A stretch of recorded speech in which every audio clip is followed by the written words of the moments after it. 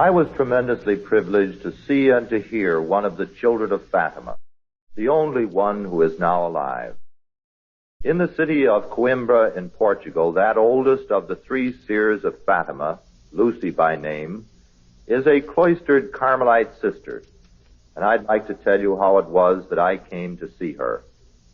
In my work as editor of Mary Magazine and provincial director of the Third Order of Our Lady of Mount Carmel, I visit the various parts of the country, talking with Carmelite Tertiaries in our chapters, leading little discussions on the scapular and devotion to Our Lady. Many times I have been asked to say something about the Fatima Message, and of course I always try to summarize all the things that Our Lady wants done. You recall in brief review that Our Lady first of all prepared the children of Fatima by sending more than a year before her own coming an angel known as the Angel of Peace. That angel first appeared in a place known as the Cabezo, overlooking the great valley where Our Lady herself was going to appear later. Each time the angel came, he gave them a message. The first time he spoke, it was a message of faith, hope, and charity. 3 times he repeated the prayer, "O my God, I believe, I adore, I hope, and I love you. I beg pardon for all those who do not believe, do not adore, do not hope, and will not love you." Then the angel said, "Pray thus. The hearts of Jesus and Mary are attentive to the voice of your supplication." The next time he came, he appeared in the yard behind the house of Lucia. He stood near the old well where the children were just lying around because of the summer heat. He told them something that gave an indication of what was to follow in the next year. He said, "Pray. Offer prayers and sacrifices to the Almighty." Our Lady came on the 13th of May, 1917. She told the children to pray the Rosary, something about sacrifice. She opened her hands that were always folded in prayer and revealed her Immaculate Heart. But she did not say anything about it. It was a heart surrounded with thorns, and the children understood that she wanted prayer. She wanted reparation. In July came that terrible vision of hell and the secret, later made known, of consecration to her Immaculate Heart. Then in August, a repetition of those same 3 conditions of prayer and sacrifice and consecration, although the communions of reparation did not form a part of that consecration. Finally, Our Lady, who was always serious, now looked sad and announced, "Many souls go to hell because they have no one to sacrifice, no one to pray for them." The September vision brought the promise of a great miracle that would happen in the next month, a miracle that was going to convince everyone. Then we have that great miracle of the Sun, the promise fulfilled, telling the children who she is, the Lady of the Rosary, repeating again the conditions, and then coming in a final vision, dressed in the habit of Carmel, holding the brown scapular. I was able to hold everyone spellbound until I came to that last vision.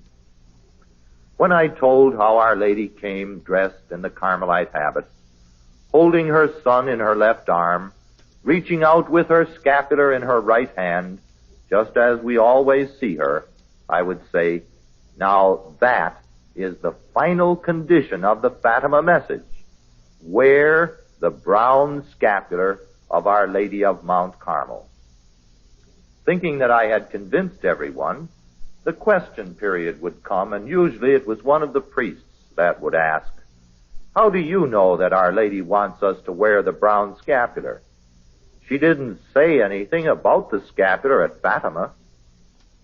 Well, of course, I had to agree that Our Lady had not spoken about the scapular at Fatima, but she had come as Our Lady of Mount Carmel. Mary wanted us to wear the scapular because she came holding the scapular out to us at Fatima.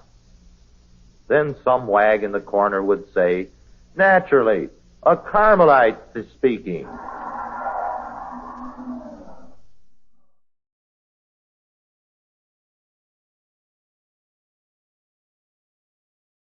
I determined that I would have to go to Portugal and talk with Lucy, the only living seer of that message. I continued to pray and hope that one day I would get to Fatima, a place I had never seen, and that I would be able to interview personally the only one who could give me the assurance that Our Lady wanted the wearing of the brown scapular. So I wrote one fine day to the head of the Third Order, a Carmelite priest who fortunately for me had studied at Old St. Cyril's College in Chicago. His name is Father Luis Gonzaga Oliveira. My letter stated, "Father Luis, you never met me, but you know certain priests here in Chicago who have told me about you and how you will do anything possible to help an American." We had been so kind to him when he came here as a student for the priesthood.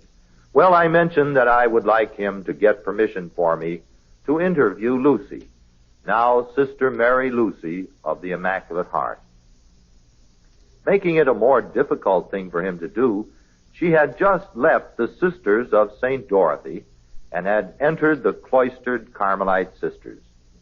It would be a most difficult job to get permission to interview this girl who had gone into the convent to give all her time to prayer, to escape the world, and a lot of curious people like myself who were going around asking her a bunch of foolish questions. Father Lewis sent his answer saying, "Why, you can't get in to see Lucy. Only bishops can get in to see her."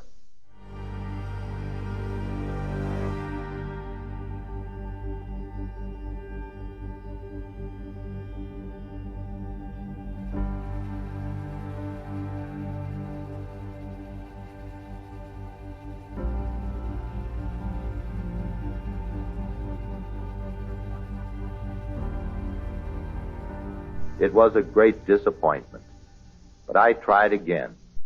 I wrote back and told him that I understood I wasn't important enough really to get in there and see her. Very simply, I stated the whole problem. If I could go around the country and talk to the thousands of people and tell them with assurance that Our Lady had come at Fatima with her scapular, then no one would be able to deny that the scapular was one of the conditions of that message. Secondly, there were those who admitted that she had come at Fatima as Our Lady of Mount Carmel, but would not admit that the scapular was indeed one of the conditions.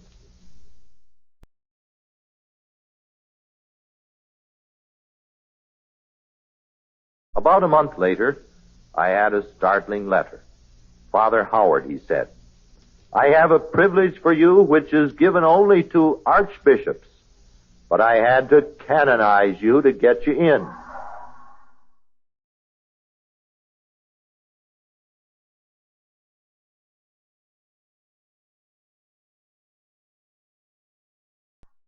Imagine, I had this very unusual permission. I could go to Portugal, and at my own convenience, I could see the only living seer of that message. I could talk to her as long as I wished. Being a poor Carmelite, I now had to find a way to get to Portugal. My long-awaited opportunity came during the Holy Year of 1950. The Third Order was invited at that time by our Father General to have an international Marian Congress in Rome as one of the manifestations of the Holy Year. Third Order directors were to attend, if at all possible.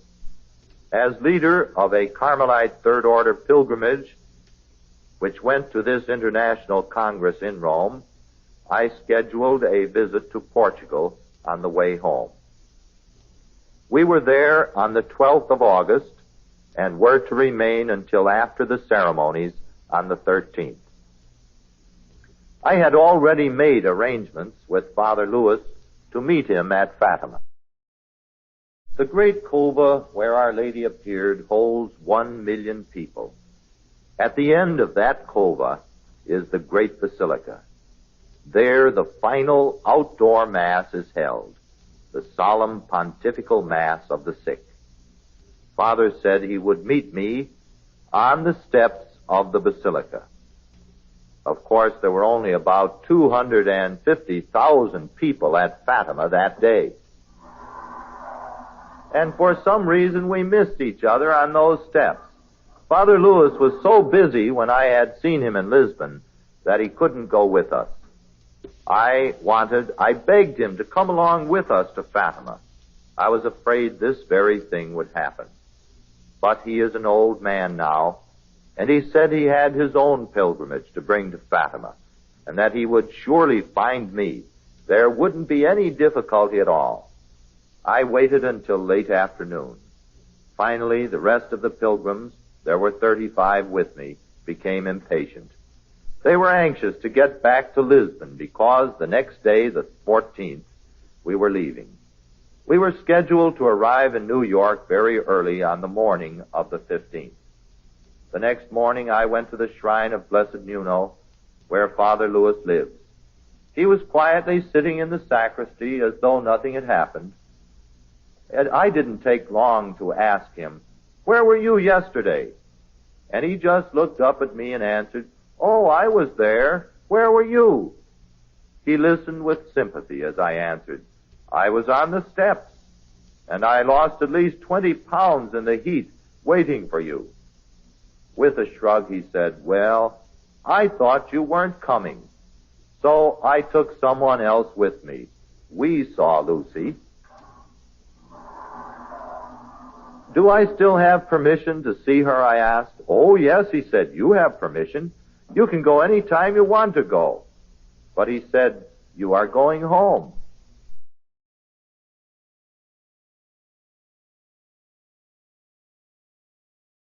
And I answered, "Yes, I'm going home." "So you have your plane reservations?" "Yes, I have my plane reservations." You have no idea how frustrated I was. No money to remain over. It was a great disappointment after so many plans. We had an early lunch at the airport, after which a wonderful thing happened. This is one of those happenings that we hear about. I'm glad it happened to me. We were already checked in. Everything was ready. Our baggage was checked.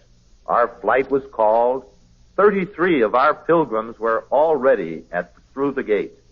Some were on the plane and ready to fly. Just remember that all this time, I was giving the Blessed Mother kind of a hard time. I told her that I was going back to America, and I was not going to have the word that I needed to preach her message with authority. Just then, the announcement came on the loudspeaker. There were 2 people too many on that plane. I fly quite a bit in my work. I've been in it now for over 10 years, and never before or since that time have I met any situation where there were too many people on a plane. This day, there were 2 too many. 2 priests who had been sold tickets. Being the last 2 making reservations, the airline authorities told these 2 priests that they would have to be ones who would be kept over until a later flight. Well, fortunately, they were both assistants, and they had an insistent pastor for whom I thank God every day. They told the manager that they had to be back in New York on the Feast of the Assumption. that their pastor demanded that they be back that day, and that if they didn't get back to New York, they were going to report this agent to the president of the company when they did get back.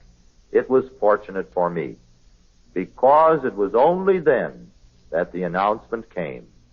Would someone please volunteer to stay over a few days? They would have all their expenses paid.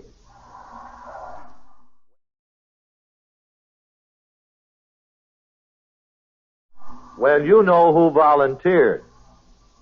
Actually, I should never have doubted. The plans the Blessed Mother had made were much more perfect than any I had thought of.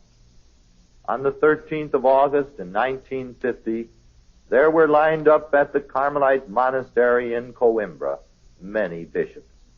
I would have been in line with those bishops. When an ordinary priest gets in line with a bishop, you know what happens. He keeps going back to the end of the line. I imagine by the time I would have gotten in to see Lucy, I wouldn't have been able to ask all the questions I had ready, because by that time I had a travel diary full of questions. Everyone who heard that I was going to see her would give me a question. Now, when you get in there, they would say, ask her this question.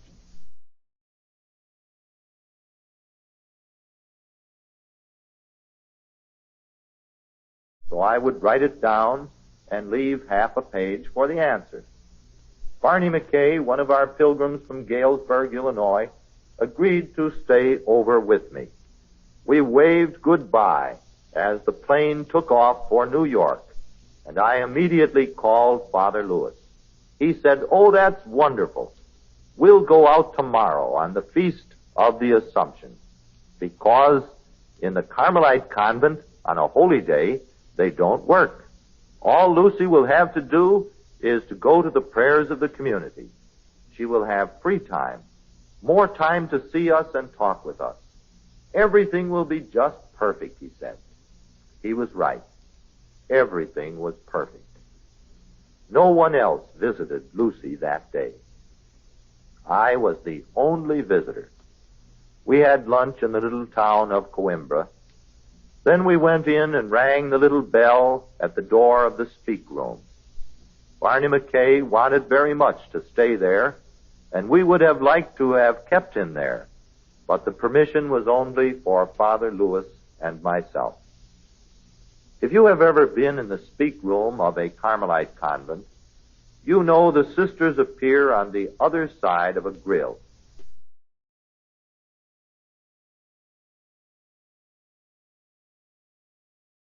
This one had crisscross bars, forming little square patterns. Each intersection had a protruding spike to keep the curious at a good distance.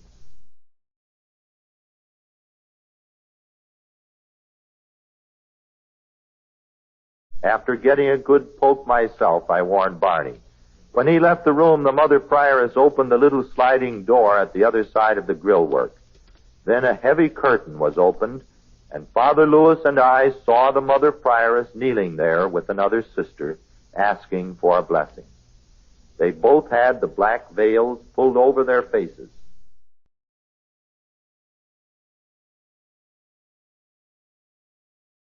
But when they saw who it was, Father Lewis knows both of them quite well, they drew up this black veil, so that I've seen Lucy's face clearer than I can see any of you now.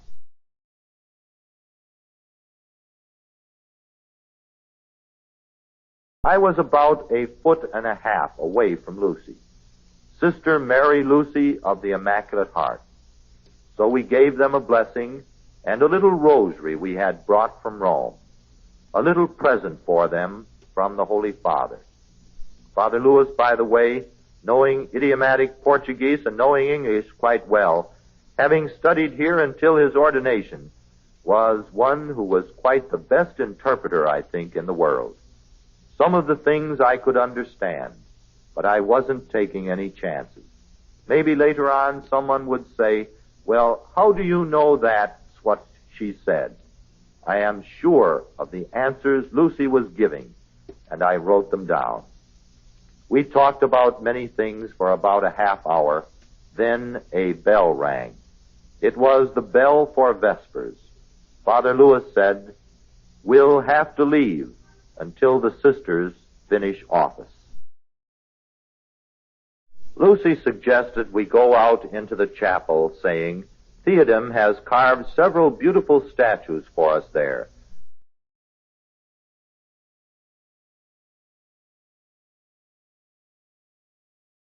We saw one of Our Lady of Mount Carmel, one of the Sacred Heart of Jesus, and one of the Immaculate Heart of Mary, all beautifully carved, donated by the famous sculptor Theodem, the same artist who had carved the Pilgrim Virgin of Fatima, so popular in this country.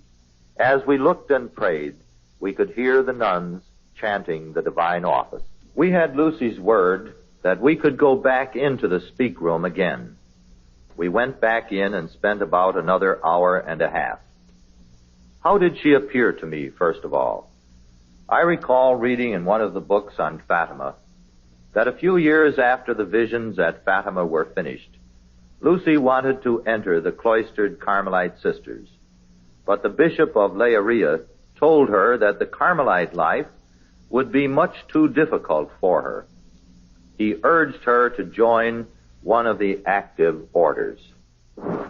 Remembering that, I looked at this peasant-type girl sitting there before me, and I assure you that she doesn't look delicate. She doesn't even look thin. She is on the plump side. Recall the features of her face, as you have seen in her pictures. Rough sort of features. Thick features, almost, you would say. And I recall what Walsh said in his book, Our Lady of Fatima, that she showed no signs in 1917 of becoming the Miss Portugal of that year. In other words, she is not beautiful. Although, when she talks, and especially when one mentions Our Lady, there comes upon her a beauty that is indescribable.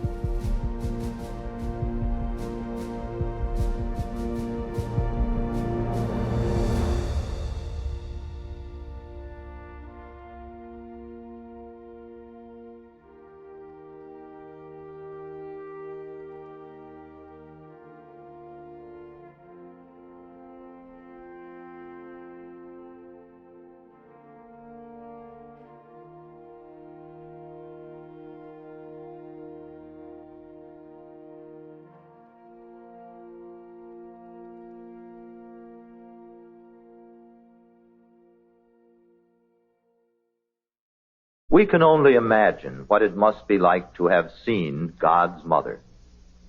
And not only has this girl who kneels before us now for a blessing seen God's mother giving the world a message at Fatima in the Coimbra, but she has seen her on several occasions right in this convent where we are visiting. She has seen our Lord, too.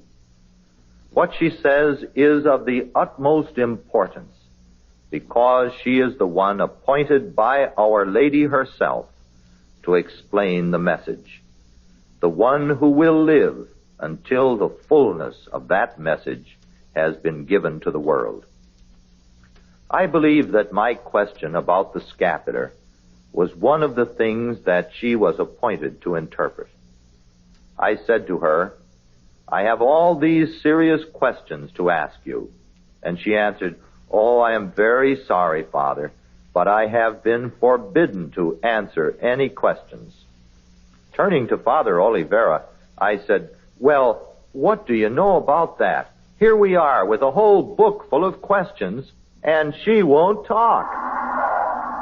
He turned to her and reminded her again, I guess, of the permission we had, then said to me, "You ask her anything you want to ask, and she will answer what she is permitted to say. Other things she just won't answer." So I said, "Fine, let's begin." We started with this question about the scapular. First of all, did Our Lady of Mount Carmel come at Fatima? "Oh, yes, Father." And she lit up right away, thinking of how Our Lady looked when she came at Fatima. "Oh, yes, she came." I said, "Did you know that it was Our Lady of Mount Carmel?" In some of the books, the writers say that you were not sure what you had seen on the 13th of October, because so many things happened one after another that you couldn't possibly remember everything. It was so confused that you couldn't tell what color Our Lady was wearing or how she was dressed or anything else. How did you know? She said, "Oh, Father, I knew it was Our Lady of Mount Carmel, because in September of 1917, our Blessed Mother told me that she was going to come as Our Lady of Mount Carmel." There was no doubt in my mind that I was seeing what Our Lady told me I was going to see a month before it actually happened. That answered the first question very well. Then I asked, "Well, how did she look?" "She looked like the picture in the parish church," said Lucy. I had already visited the little church in the village of Fatima. I had seen the picture of Our Lady in her Sabbatine privilege, a picture that I am sure all of you have seen. Our Lady is over the purgatory, and angels at her direction are going down into the flames and picking out the souls that are clothed in the scapular of Carmel.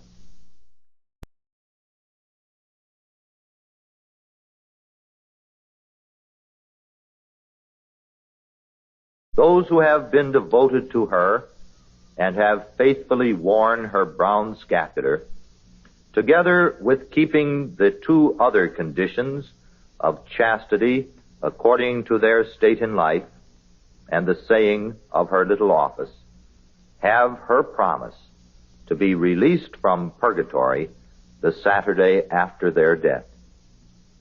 That's how Our Lady looked. Well, I said, and this was the great question now, why did Our Lady come that way? What did she mean? Without hesitating, she answered, she meant that we should wear the scapular. I was surprised. I looked at her in surprise, and I said, how do you know that? She didn't say anything when she came with the scapular. That, of course, was the key question, the reason why I had come here. And, of course, now she looked at me, thinking that I had lost my mind, being a Carmelite myself. It seems that everyone in Europe already believed that the scapular was one of the conditions of the Fatima Message. She said, "Father," and she began pounding the grill work. "I saw the Blessed Mother, and I know what she meant. If I had misinterpreted her message, or had a different idea than she wanted me to have, Our Lady would have spoken about the scapular." After I get home, I thought to myself, a lot of people might say, "Well, why didn't you ask her this other question to make sure?" So I tried to express the same question in 2 or 3 different ways. I said, "Now, let's get this straight. I'm going back to America. I'll probably never be here again and never see you again. Everyone in America believes that there are 4 conditions of the Fatima Message. First of all, we are to say the Rosary every day. Secondly, we are to offer the sacrifices of daily life. Thirdly, we are to make communions of reparation on the first Saturdays. And finally, we are to consecrate ourselves to the Immaculate Heart of Mary. Oh, she said, there is one more condition, the wearing of the scapular, the symbol of our consecration. Well, I said, now let me get this straight. You mean to say that if someone did all 4 things and didn't wear the scapular, that he would not fulfill what Our Lady asked for? She said he could not fulfill. He could not fulfill what Our Lady asked for at Fatima if he refused to wear the scapular. Well, I said, in other words, it isn't just something which Our Lady would like us to do.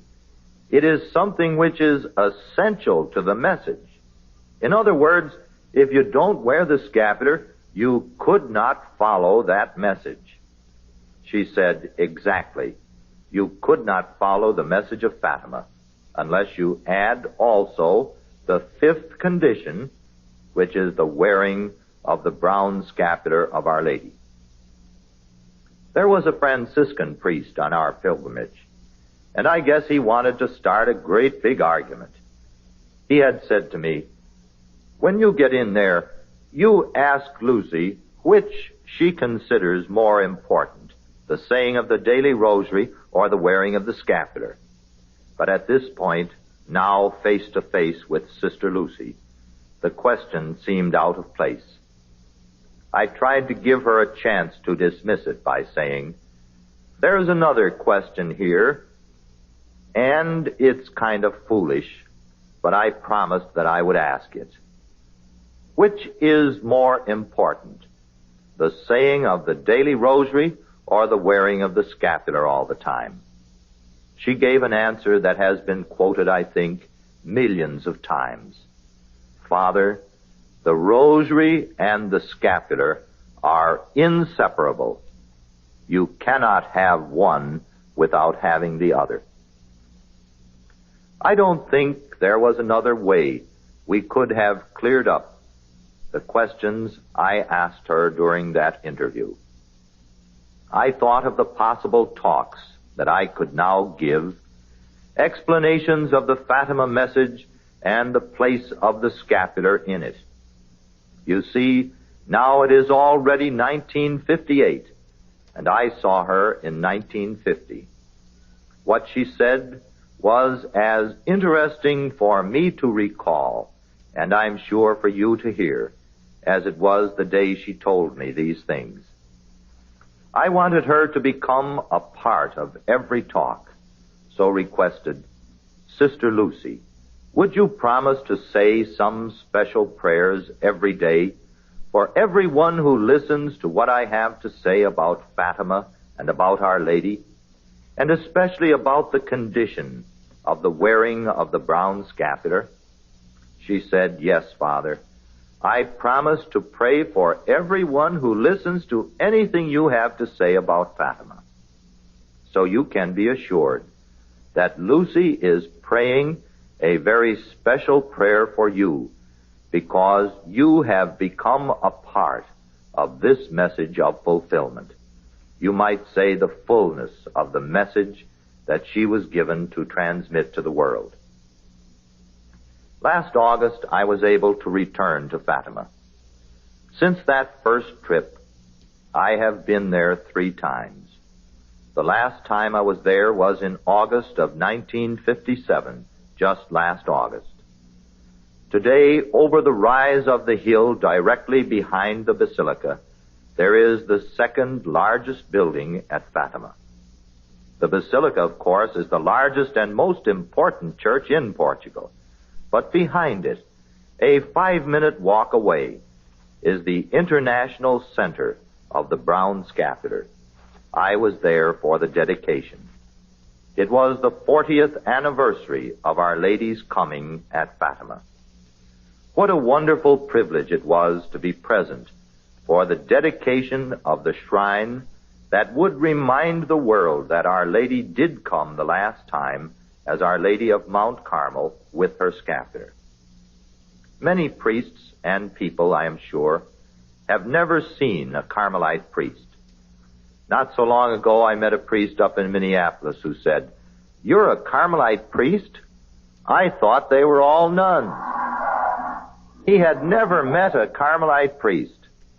And yet I feel that all men and women throughout the world have known the scapular that Our Lady gave to the General of Carmel, St. Simon Stock. Actually, we have been friends for a long time, and we have been praying for each other, too. We have a universal devotion represented in the scapular, and I think it is a beautiful thing that Our Lady chose that scapular, which we all know so well as the sign and the symbol of consecration to her Immaculate Heart. Last fall, it wasn't possible to see Sister Lucy.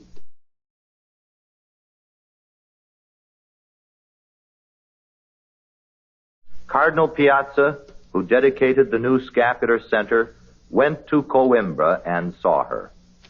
Reading the report of the questions which he asked, I recalled the same questions which I had asked her in 1950. I had questioned her about the letter to be opened in 1960. Did the bishop still have that letter? Oh, yes, the bishop still had the letter. Did he know what was in it? No, he had never opened that letter. During the Marian year, an interesting book by April and Martin Armstrong was published, called Fatima, Pilgrimage to Peace.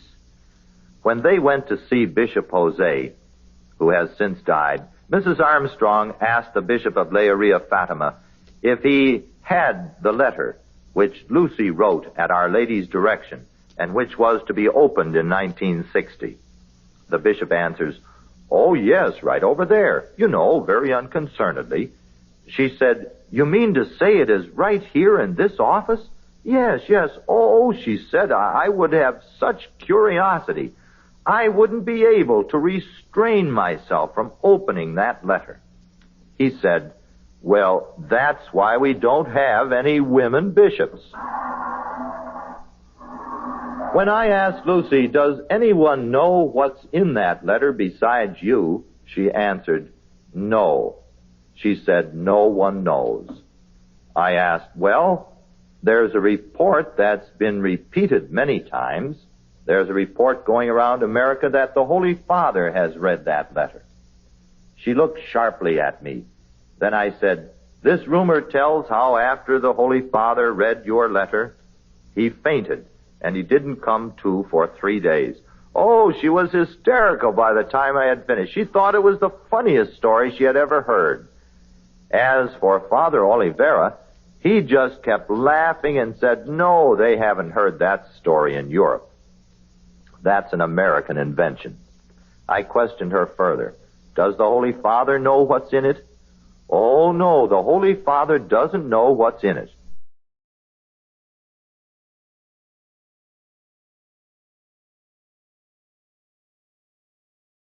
I said, "Well, now, maybe you have bilocation.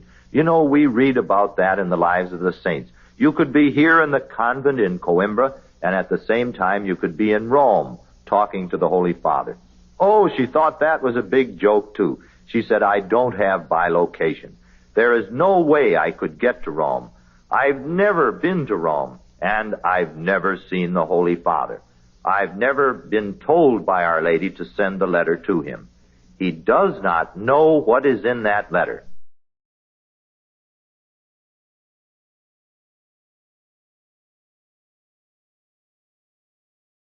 Then I said, well, what is in there? I figured as long as I had permission to ask questions, I might as well ask that one. And she looked at me for a second and just smiled. That is what Father meant when he said, certain questions that she can't answer, she just won't answer. So she didn't answer that question. But then she added, and I think this is a good thing to remember. She said, but if you were the Holy Father, I would certainly tell you what is in that letter. So we know that if the Holy Father does request the opening of that letter, or perhaps the transmission of what is in that letter before the year 1960, that Lucy will send him the answer or send the letter from the archives in Leiria. Finally, I asked her about one other thing that has always puzzled me, and up to that time, I had not seen it commented on in the Message of Fatima. In May of 1917, Our Lady told the children to come 5 more times. She appeared, of course, in May, June, July, August, September, and October. That was 6 times altogether.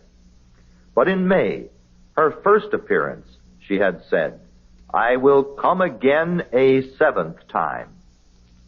Father Lewis objected and said, I don't think she said that. And Lucy said, oh, yes, Our Lady did say that. I continued, now, what did Our Lady mean?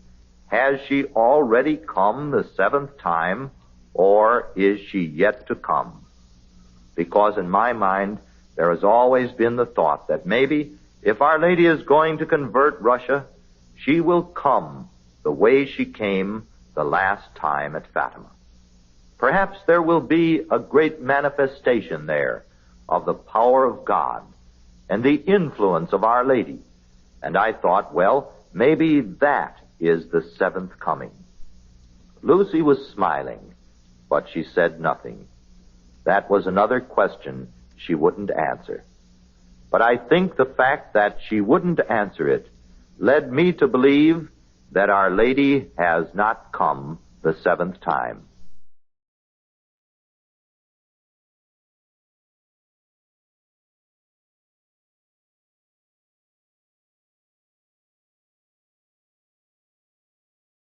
I asked Father Lewis how it affected him, and it affected him the same way.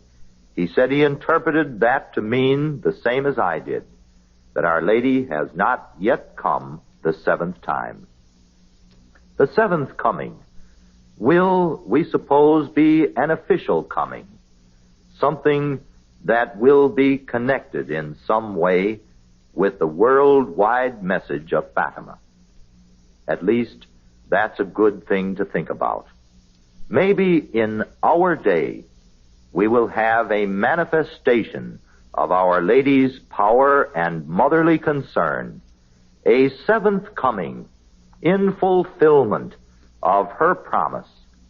And perhaps, if we all continue our work promoting the 5 conditions of the Fatima Message, we in our day will see that other promise fulfilled, the conversion of Russia and peace in our world.